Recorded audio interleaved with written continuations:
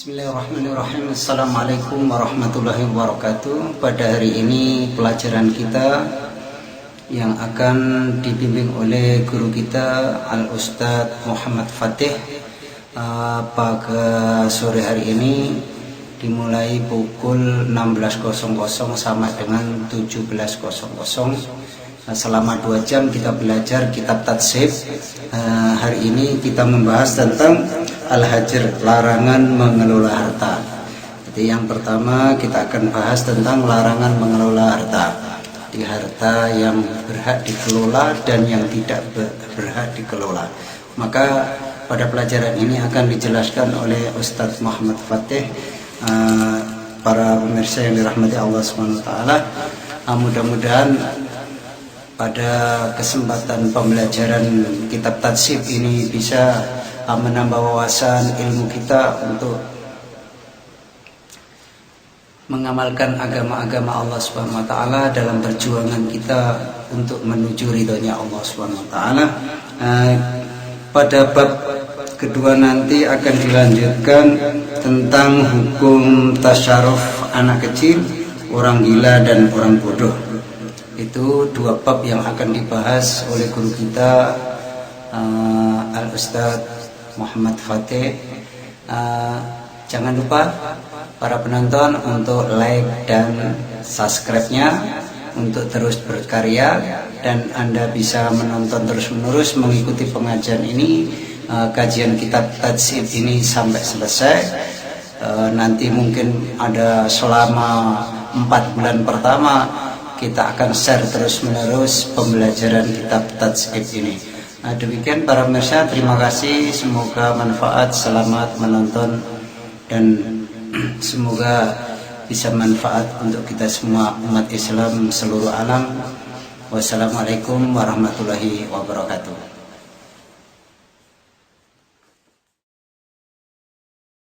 Bab 6 Al-Hajj, larangan mengelola harta.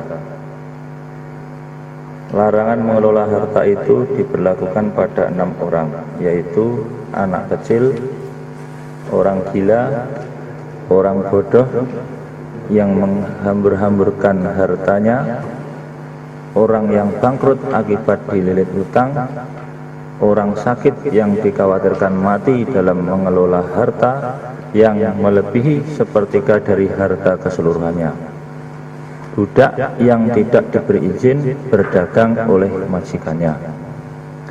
Dalil larangan mengelola harta bagi anak-anak, orang gila dan orang bodoh. Allah Subhanahu wa taala berfirman,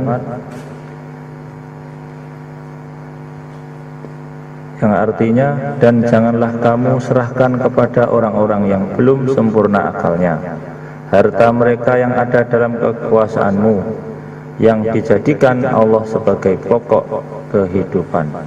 Quran Surat An-Nisa ayat 5. Kemudian di surat yang lain, jika yang berhubung itu orang yang lemah akal, jika yang berhutang itu orang yang lemah akalnya atau lemah keadaannya, atau dia sendiri tidak mampu imlakkan,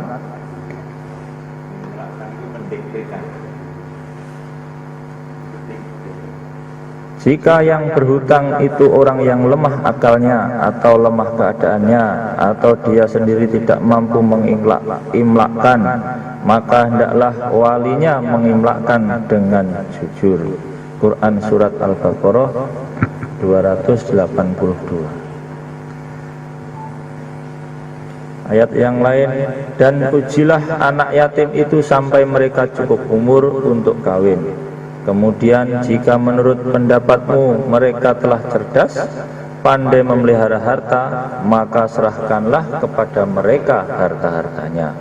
Quran Surat An-Nisa ayat 6. Dalil bahwa orang yang terlilit hutang tidak boleh mengelola harta adalah hadis Nabi SAW dari Umar radhiyallahu anhu, sesungguhnya ia berkata, sesungguhnya Al-Usayfi Juhainah rela disebut karena rela disebut karena hutangnya karena sebagai orang yang telah melakukan haji. Ia berhutang tapi enggan membayarnya, sehingga ia terlilit oleh hutang-hutangnya yang terus menumpuk dan tidak mampu membayarnya. Barang siapa mempunyai harta pada Usayfi, maka datanglah besok. Sesungguhnya kami melelang harta kekayaannya dan membagikan kepada orang-orang yang dihutanginya. Kemudian ia berkata, kamu semua pada hutang, sebab sesungguhnya hutang itu permulaannya.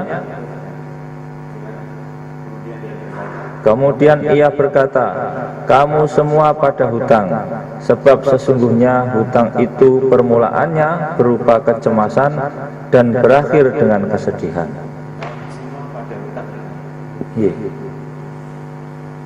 Takutlah pada hutang. Ia membadainya, takutlah kalian pada hutang. Sesungguhnya awalnya hutang adalah kesusahan dan akhirnya adalah kesedihan. Tuan, juga. Kalimatnya juga. Ulang. Takutlah kamu pada hutang. Malah takut. Ini sebaliknya. Malah seolah disuruh hutang. Semua pada hutang itu bisa bermakna celaan juga.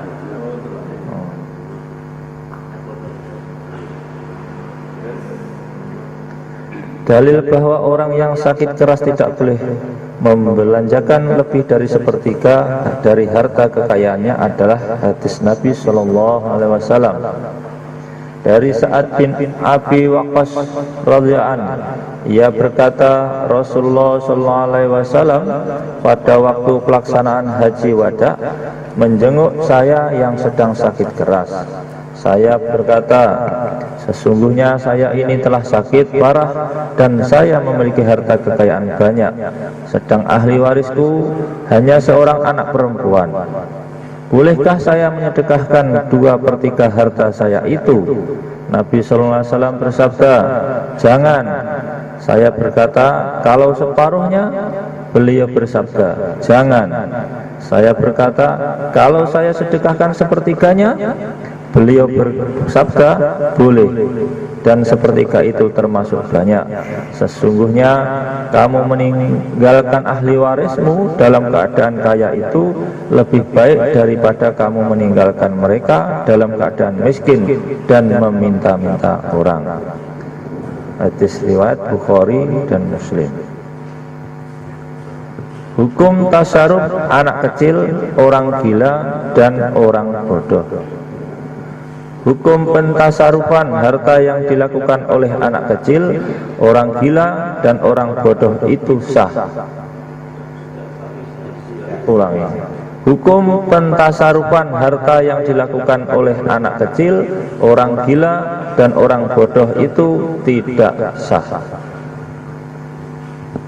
Sedangkan hukum tasaruf orang yang bangkrut, hukum pentasarufan harta yang dilakukan oleh orang yang sudah bangkrut itu sah dan terbatas pada tanggungannya, tidak menyangkut materi hartanya. 3. Hukum tasaruf orang yang sakit. Pentasarufan harta lebih dari sepertiga oleh orang yang sakit keras itu tergantung pada izinnya ahli waris. Yang keempat, hukum tasaruf hamba sahaya. Pentasarufan harta oleh hamba sahaya itu berada dalam tanggungannya sendiri.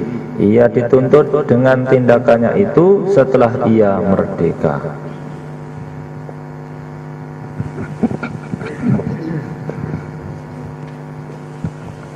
Tasaruf niku pengelolaan, penggunaan harta. Umum nih, mau kita gunakan harta untuk membeli sesuatu, atau kita menjual sesuatu, kita menghutangkan, kita menyewakan, kita sewa. Niku tasaruf harta. Bismillahirrahmanirrahim. Niki termasuk satu bukti bagaimana kesempurnaan syariat Islam. ada 6 orang dalam Islam, walaupun mereka ini punya harta, harta milik mereka sendiri, harta halal, sudah jelas-jelas hak mereka. Nah, 6 orang ini nggak boleh menggunakannya. 6 orang ya. Dihalangi dari menggunakan harta.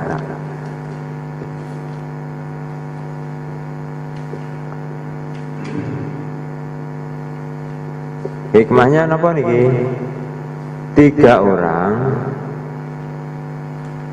yang 3 orang hikmahnya adalah untuk melindungi diri mereka sendiri. Mereka dihalangi dari menggunakan harta untuk melindungi diri mereka sendiri. Sinten niku? Anak kecil. Terus orang gila dan yang semakna dengannya, idiot, gila. Yang nomor 3, bodoh. Orang bodoh. Bodoh di sini bukan bodoh nggak bisa berhitung, bodoh nggak sekolah, bukan. Bodoh yang digandaki di sini adalah al-mubadzir limalihi, orang yang suka memubadirkan harta, yang suka mubadir, ini bodoh. Hartanya malah untuk judi, hartanya malah untuk ini itu yang haram, dibuang-buang. Ini berarti bodoh. Cuman yang anak kecil dan gila nih, niki otomatis, niki dihalangi, niki bahasa Arabnya hajar. Hajar. Yang 2 orang ini, anak kecil dan orang gila, ini hajarnya, terhalangnya dia dari menggunakan harta bersifat otomatis. Yang 2 ini, anak kecil dan orang gila. Adapun yang ketiga, orang yang bodoh nih, hajar ke atas mereka, ini yang berhak menetapkan adalah hakim. Hakim Islam. Ketika pengadilan Islam sudah berfungsi, nanti hakim itu berhak, orang itu nggak boleh menggunakan harta. Keputusan pengadilan nomor sekian-sekian memutuskan bahwa si fulan tidak boleh menggunakan hartanya karena dia bodoh. Nah, karena orang nomor 3 ini hajarnya adalah dengan menggunakan ketetapan hakim, maka selama hakim belum menetapkan, mereka masih boleh dan sah untuk menggunakan harta seperti sekarang ini. Sekarang sebetulnya banyak orang bodoh yang suka mubadir harta, tetapi karena hakim tidak menetapkan, akhirnya mereka bebas menggunakan hartanya. Akhirnya ketika nanti mereka sudah sadar, nyesel lah, oh kenapa dulu saya ini menghambur-hamburkan harta. Yang 3 orang berikutnya, mereka dihalangi dari menggunakan harta untuk melindungi hak orang lain, hak orang lain. Yang 3 untuk melindungi hak mereka sendiri, yang 3 untuk melindungi hak orang lain. Yang pertama siapa? Orang yang bangkrut. Bangkrut itu maksudnya utangnya lebih banyak dari hartanya. Hutangnya lebih banyak dari harta. Hutangnya di total 1 miliar. Asetnya, hartanya, rumah, uang, mobil, perabotan hanya senilai 700 juta. Misalnya, berarti ini muflis, orang yang bangkrut. Muflis. Nah, mereka ini, dia ini nggak boleh menggunakan harta untuk melindungi hak orang lain. Siapa orang lain yang dilindungi haknya? Para pemberi hutang. Harta orang yang bangkrut ini disegel untuk digunakan nyaur kepada orang lain yang memberi hutang kepada dia. Kemudian yang kedua adalah orang yang sakit keras.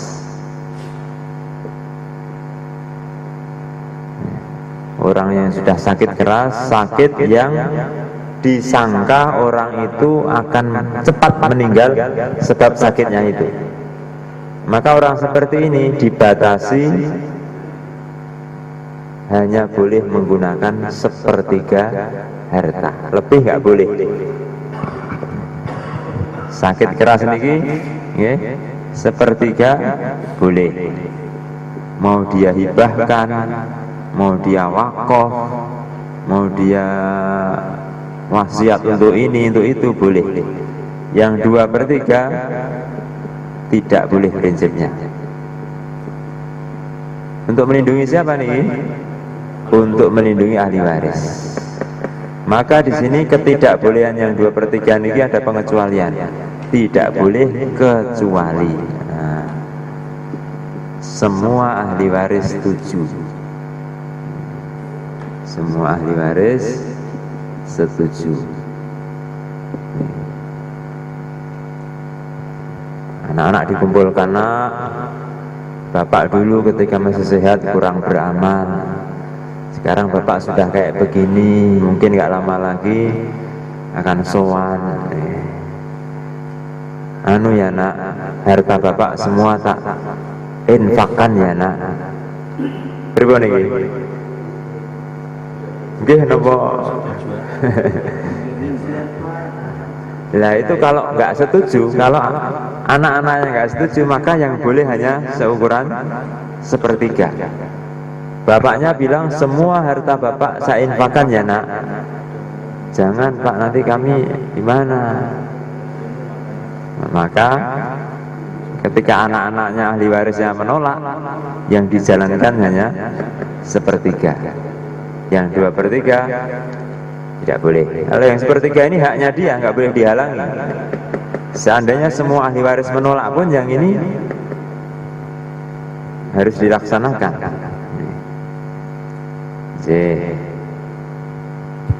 Kemudian yang ketiga adalah budak. Ini nggak ada sekarang ya. Budak yang tidak diizini oleh tuannya untuk melindungi harta tuannya. Untuk sekarang nggak ada nih Pak. Dalil-dalilnya tadi itu kalau dibahas agak rumit juga dalilnya nih.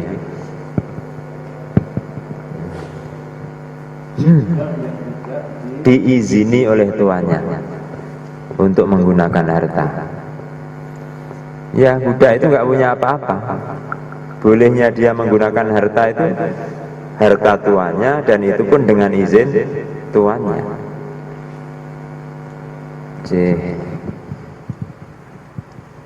Terus aslinya Pak, hasil prinsip pada prinsipnya, walaupun sebagian ulama membolehkan, anak kecil itu bukan boleh beli sesuatu, itu nggak boleh, kecuali hanya sebagai wakil disuruh orang tuanya. Nak,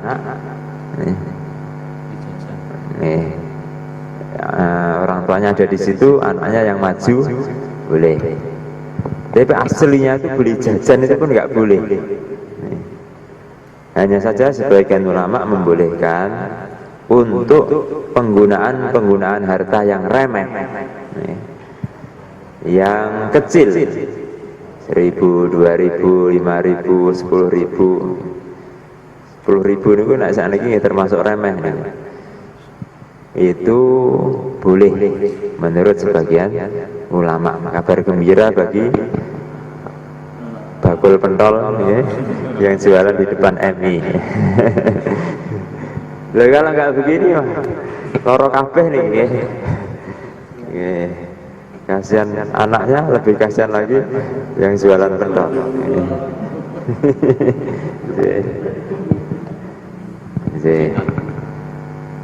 Terkait dengan mereka yang bangkrut, ukurannya kan hutangnya lebih banyak daripada hartanya.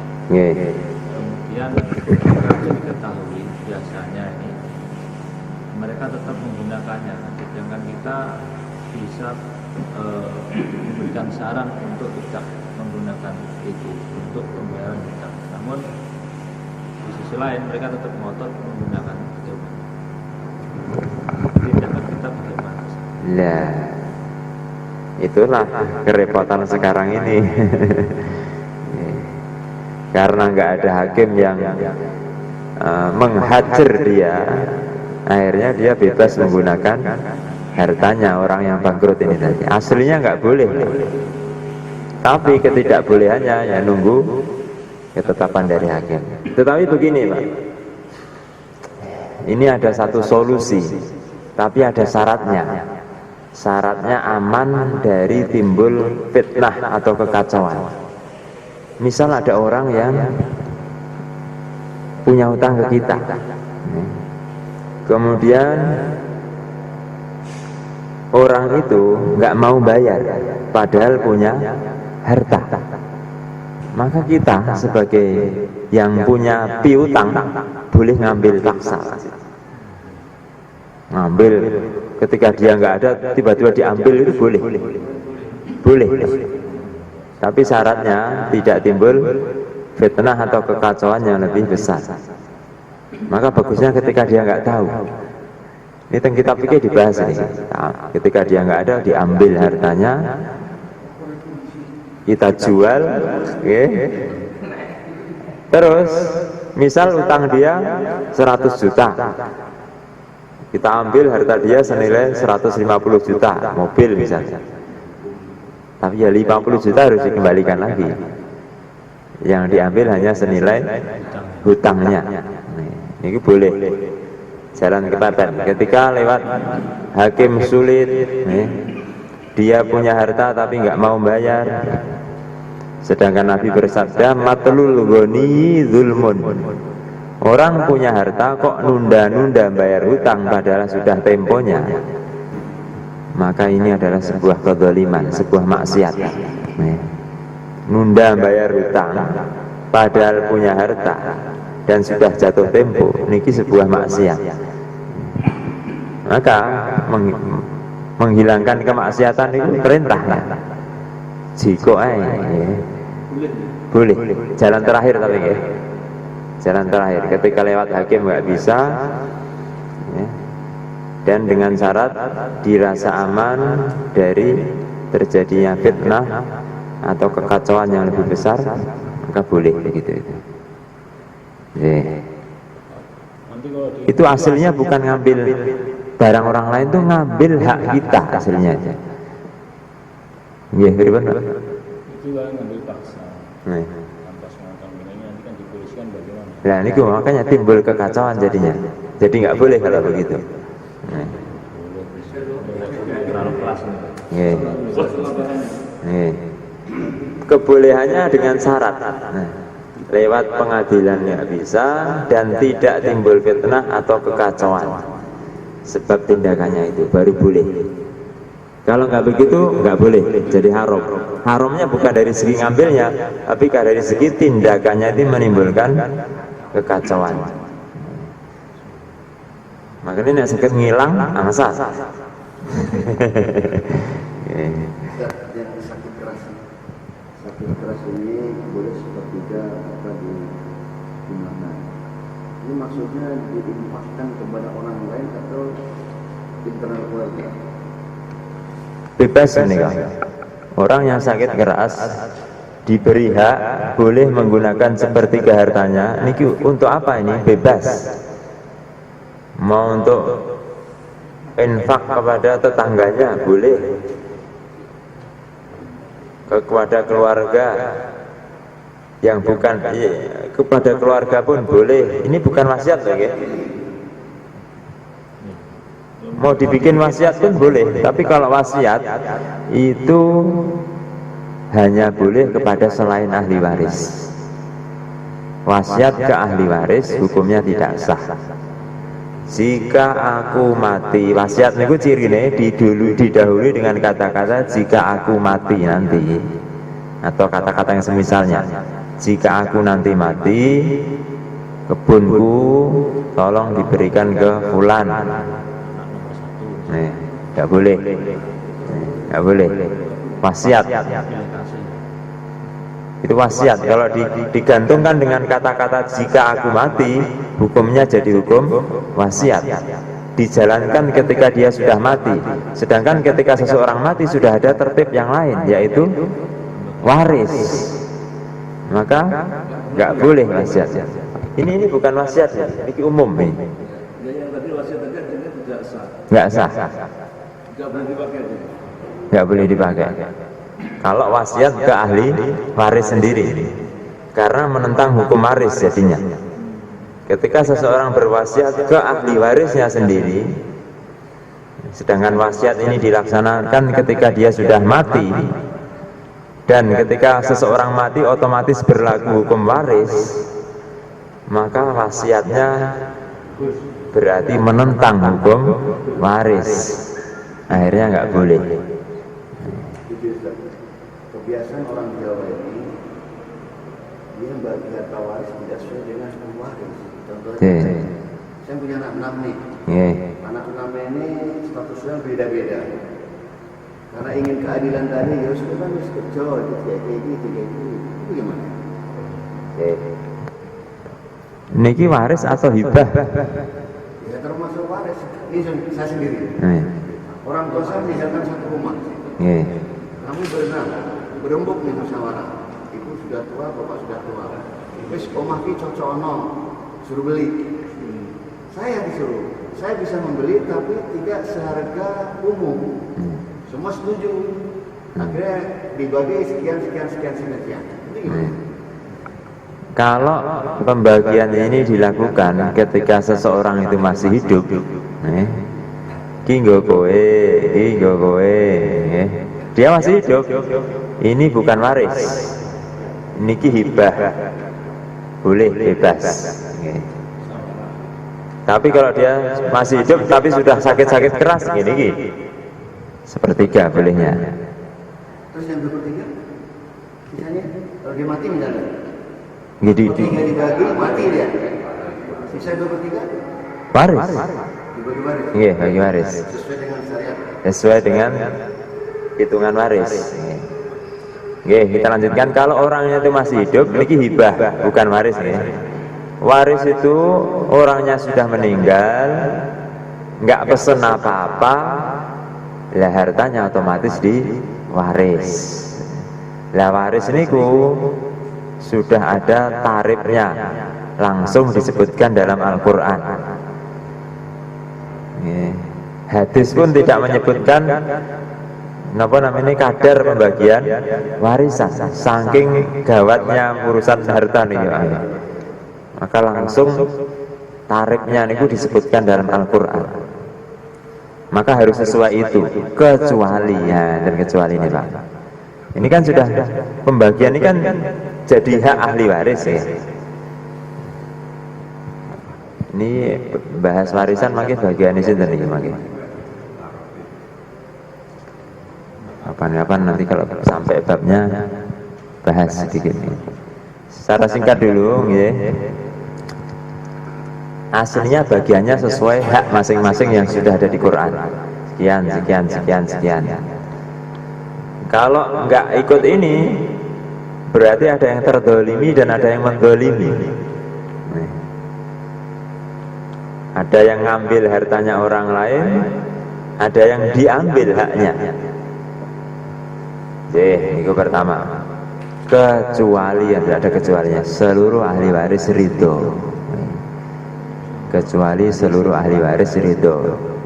Nah, tetapi sebelumnya harus tahu dulu, jane jatahku sakmene. Kamu hasilnya jatahmu 1/6, kamu 1/3, kamu setengah. Ya wes gandeng, yang hasilnya dapat setengah sudah kaya, kita bagi rata aja. Dibagi sesuai musyawarah itu boleh. asalkan semua ridho dan sudah tahu aslinya niku dapat berapa aslinya. Kalau dia sudah tahu betul aslinya dapat berapa, kemudian dia merelakan, ini betul-betul tampak keridhoannya. Tapi kalau dia belum tahu aslinya terus merelakan haknya, niku keridhoannya belum tampak. Kadang-kadang orang merelakan haknya sebab dia mengira haknya kecil, sedikit. Wes ora apa-apa bagianku dumen. Bayangannya sidik. Seandainya ngerti akeh mboten purun ya. Nggih, ngoten niku. Makanya kalau seandainya musyawarah itu pun boleh, asalkan hak aslinya diberitahukan di situ. Ngoten? Nggih. Ini kasus depan. Buat. Rumah BDN itu yang punya tidak bisa mengatur, akhirnya disita. Terus kemudian kita beli urusannya kan panjang melalui lelang dan sebagainya. Kemudian yang melalui pengadilan juga. Terus akhirnya kita masih kita beli, kemudian masih ada urusan dengan yang punya, karena yang punya tidak mau keluar. Jadi yang beli ini hukumnya termasuk boleh sah secara terkait apa membeli orang tersebut. Niki mumet niki nggih. Niki rumit niki Pak nggih. Jadi ketika akad jual beli sudah sah, hasilnya diceritakan dari awal dulu nih. Ketika seseorang membeli rumah dengan akad yang sah,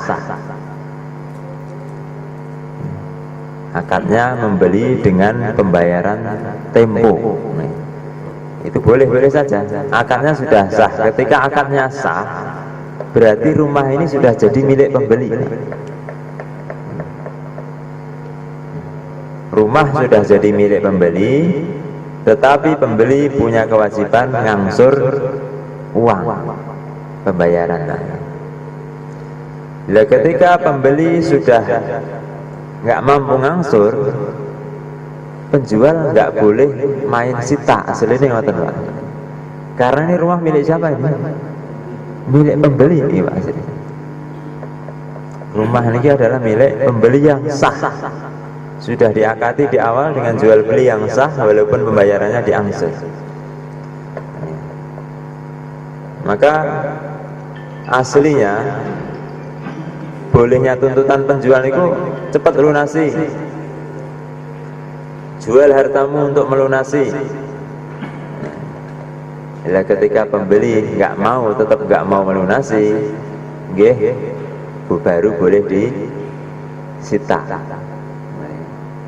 Berarti penyitaan itu bukan boleh sejak awal langsung begitu nggak mampu sita, betul. Tapi harus ada tahap. Diminta untuk melunasi dari arah lain. Tetap nggak mau melunasi boleh disita. Ya ketika disita nanti dijual dan nanti sisa penjualnya harus dikembalikan lagi ke pembeli. Betul terus hilang, betul betul. Nah itu kedoliman besar langsung hilang betul. Nah ini rumit makanya ini, masya Allah. Pripun terusan ngoten niku. Duka betul terus gitu. Biasanya musyawarah. Nggih. Minta berapa supaya mau keluar. Nggih, nah, kalau dengan musyawarah kemudian dia rela, nah niku mboten napa-napa Pak. Tapi kalau nggak rela tetap ada apa istilahnya paksaan dari pengadilan maupun dari kepolisian. Nggih. Kalau si itu tidak mau menurut musyawarah tadi, Ya biasanya kesepakatan gagal. bisa saja ketika dia memang nggak mau melunasinya. dari arah lain. Maka itu rumah dipaksa ditarik kemudian dijual. Lah sisa hasil penjualan dikurangi sisa hutang dia, sisanya ini makanya dikembalikan ke dia. Berarti ketika rumah ini sudah disita, dia nggak berhak menempati hasilnya. Orang itu. Tapi sekali lagi ini bukan otomatis langsung boleh disita begitu saja, harus ada prosesnya. Ketika dia memang sudah tidak mau membayar dari arah yang lain, sedangkan dia punya harta, dan itu rumah ini harta.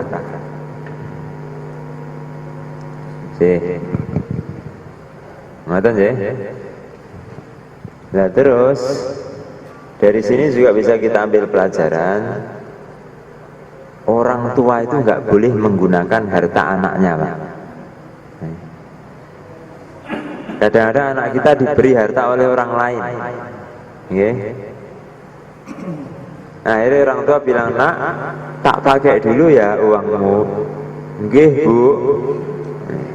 Anak kecil itu belum berhak untuk mengizinkan,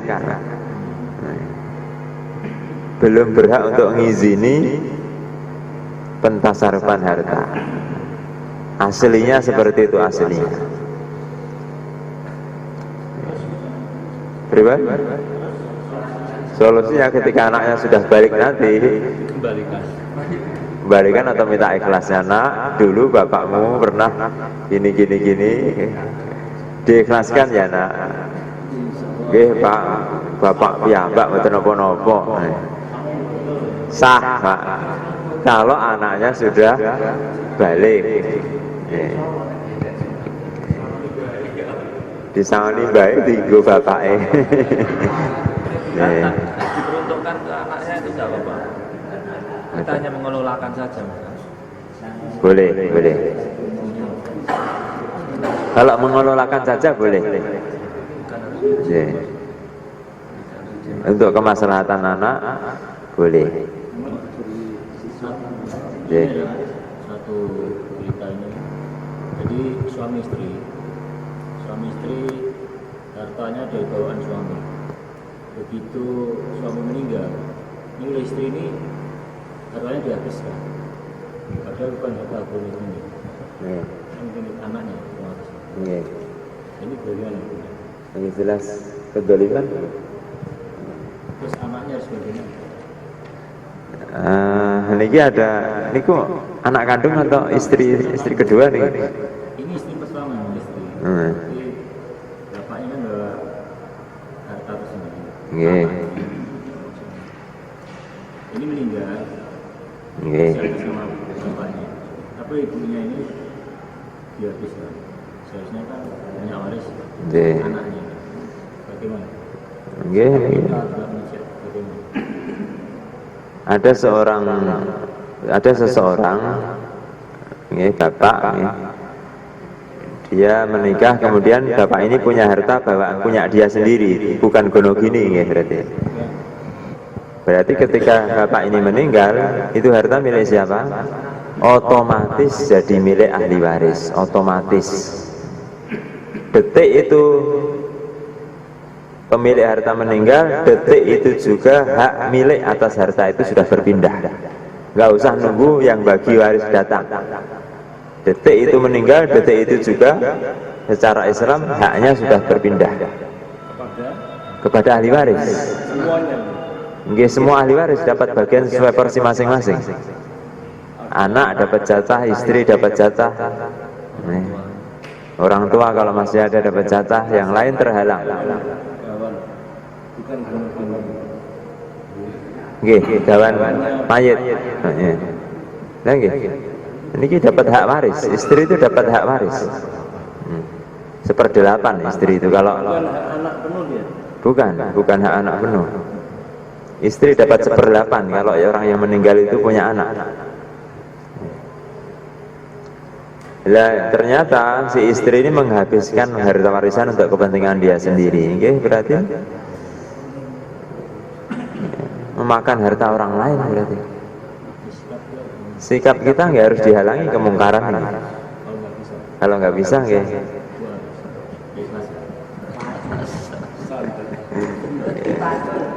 Diikhlaskan lebih baik, anak-anaknya ditarik kan ya ibumu. Moga-moga dengan begitu kamu dianggap orang yang berbuat baik kepada orang tua.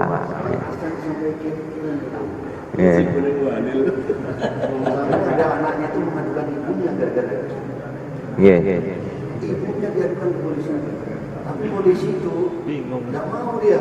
Ibumu kok kamu tega-teganya. Akhirnya polisi itu viral pula dapat penghargaan dia. Ada anak, kalau salah masalah motor ya, punya motor tinggal orang tuanya mau dijual dia, ibunya marah, ibunya jual, anaknya marah. Akhirnya ibunya diadukan ke polisi. Secara fikih Islam boleh. Iya. Yang berhak anak itu. Orang berpandangan secara umum, maksud iya sih ibuku dewe lo tok lapor nih. Akhirnya di polisi Kasat Reskrim ini dapat penghargaan ya, karena mencegah anaknya tadi melaporkan ibunya. Padahal ini secara fikih tidak ada masalah. Nggak ada masalah. Maksudnya nggak ada masalah dalam arti berhak anak seperti itu berhak. Tapi alangkah bagusnya kalau bisa dinego. Nah tadi itu nggak usah dilaporkan, musyawarah saja. Harta bawaan atau bukan? Itu harta bawaan atau bukan?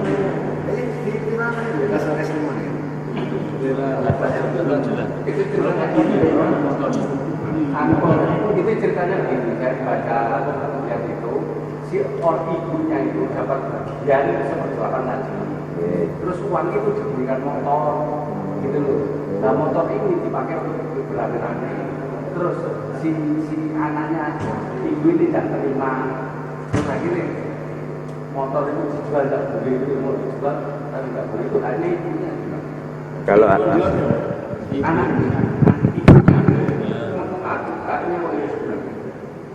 kalau memang haknya ibu ya boleh berarti.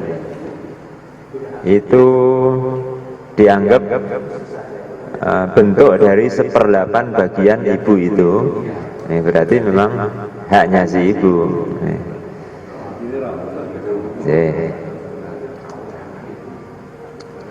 Matan niki pun selesai bab ini. Kurang lebih seperti itu.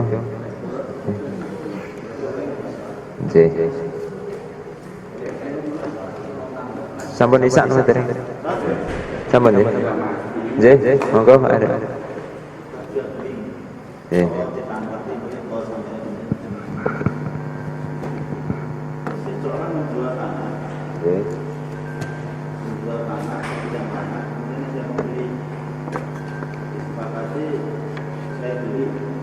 Kemudian diberikan jaminan DP 5 juta. Kemudian nanti pelunasannya 3 bulan. Setelah tunggu 3 bulan tidak ada kabar. Terus uangnya ini bagaimana jaminannya? Tidak ada akad di depan bahwa nanti jaminan ini kalau tidak jadi akadnya sudah hilang atau dikembalikan sekian persen. Itu yang memiliki tanah. Saya ini musyawarah lah. Niku berarti belum akad jual beli nggih? Sudah di Sudah akad atau baru ya sudah. uang saja? Jaminan 50 juta. Oh, 50 juta jaminan. Oh, berarti mau nakot nek ngoten niku. Nggih. Kalau sudah akad jual beli nggih berarti tanahnya sudah milik pembeli berarti. Uang 50 juta milik penjual. Ngoten. Nggak jadi. Aslinya nggak berhak membatalkan dia. Wong sudah pembeli nggak berhak membatalkan pembeliannya nggih. Penjual pun juga nggak berhak membatalkan penjualannya. Sudah lama nggak ada khiyar, nggak ada. Ya sudah, jalan keluarnya musyawarah akhirnya niku. Samhan malih niku nggih. Bikin kemurahan. Nanti umpamanya dibalikan 50 juta dibalikan kepada pembeli. Nggih. Tanahnya juga kembali ke penjual. Kedua, apakah dikasihkan separuhnya? Nah, niku musyawarah malih nggih.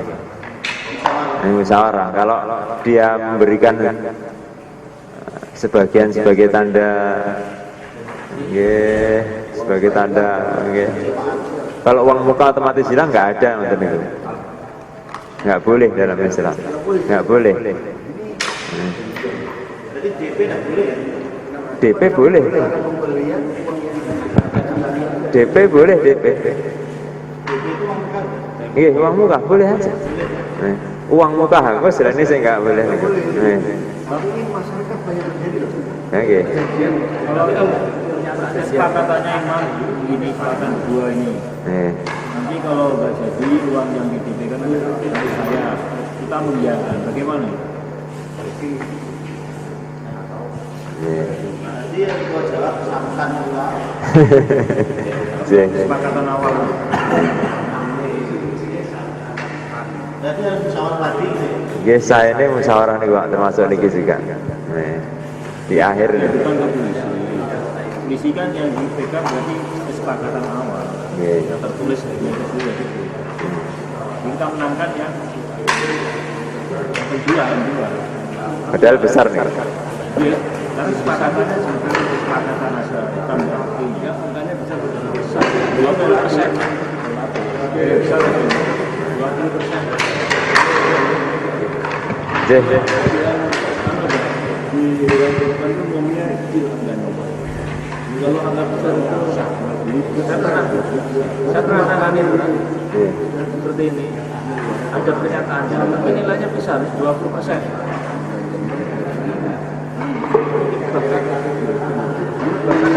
30 sampai 40%, Pak. Mana di saya? Ada buku. Cekam sih, subhanallah wa bihamdihi, subhanallah wa bihamdika, asyhadu an la ilaha illa anta, astaghfiruka.